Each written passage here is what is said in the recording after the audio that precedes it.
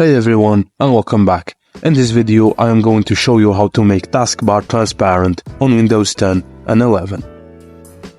Firstly, head over to Google Chrome or the Microsoft Store and download translucenttb.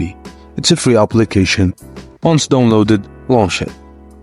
Upon launching, translucenttb will notice that your taskbar down here turns transparent. That's the initial step done.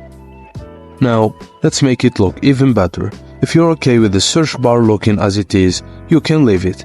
However, if you prefer it to look a bit sleeker, right-click on the taskbar, go to Search, Show icon. Next, right-click again to go to Toolbars and select Links. Once the Links toolbar appears, drag it all the way to the center of your taskbar. Ensure to turn off Show Title. Now that links are centered, remove any other toolbars or icons you don't need. Look at the taskbar and you're done. It's simple as that. Thank you for watching. Please don't forget to like and subscribe for more. Hey everyone,